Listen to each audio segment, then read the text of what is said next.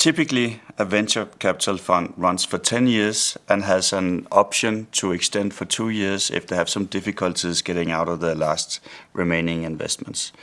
So it's 10 plus 2, that is what you call it. Sometimes it's a bit less, 8 plus 2 perhaps, but 10 plus 2 is kind of a standard. So they go to the investors. Let's say the investor is a pension fund, and they say, yeah, we'd like to allocate 20% of the fund. You would like to put in $20 million. Fine. This is called a commitment. It's actually not called an investment. It's called a commitment. What happens then is that the fund doesn't ask for any money until they have made the first investment.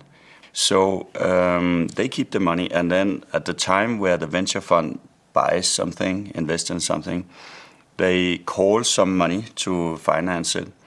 And then when it buys more, it calls more money. And then it easily gets into a situation where it frequently calls money, but in between calling the money, it might also sell something, and then it distributes money. So because you have this structure where they call money and they distribute money, you get a liquidity profile for the investor that is called a J-curve. And it looks like this. Like this is a line, this is a neutral on your liquidity. Then the fund calls money, and every time it calls money, your liquidity goes down. And in a simple situation, they call money, and then they start going out of the investments and making profits, or at least getting some money back. And then they distribute money, and it goes like that. But in many cases, towards the end of calling money, they are also distributing money. So you can have a situation where they call some money, but then they distribute some money, then they call some other money, distribute money. That's just the way it is in the industry, and everybody does it in that way. And it is the same for private equity and for venture capital, same structure. But in any case, so you see your liquidity go down, you see it go back up. Hopefully it reaches break even, but hopefully it also gets beyond break even. So if, for instance, the total capital that is put into a fund is $100 million, and eventually $300 million is returned, then you say it's produced 3x, 3 times the money. That's a very simple way to do it.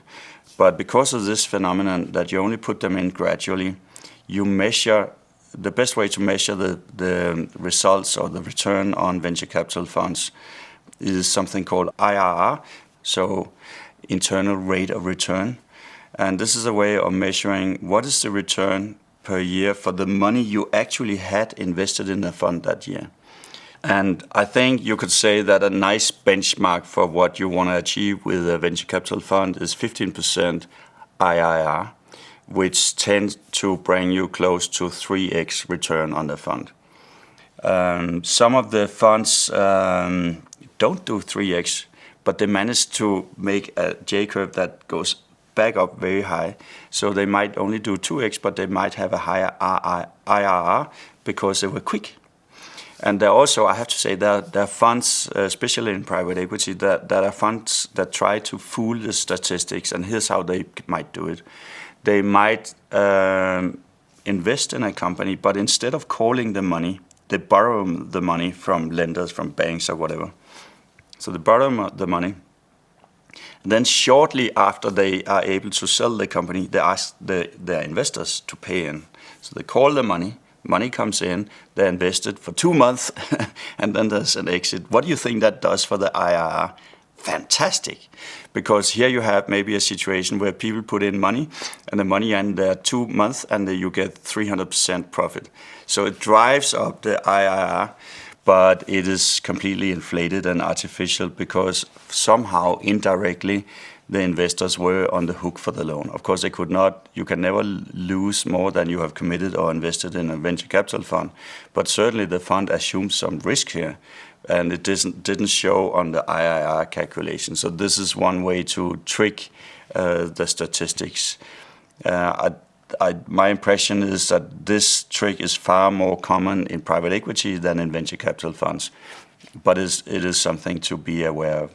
Another thing you need to know is that, let's say the fund has $100 million. They will typically charge 2% a year for running costs. And so the running costs are basic salaries and legal fees and traveling and housing and so on, or offices. So if it runs for 10 years, it's 10 times 2%, so that actually amounts to 20%. But that's fine. I mean, they still produce good return on average to the investors. But there's one phenomenon that can make a difference, and that is if you do the investments, but you don't. If you've called or you have $100 million to invest, if you actually reserve 20% of that for your fees and you never invest 20%, you will not be able to generate the same fee. So some of the best funds don't reserve anything for this administration fee. Instead, what they do is, because they have such a good running business and they have such good returns, they trust that they are able to make exits to pay their running costs from. And so that it makes a difference whether you invest 100 million or 80 million.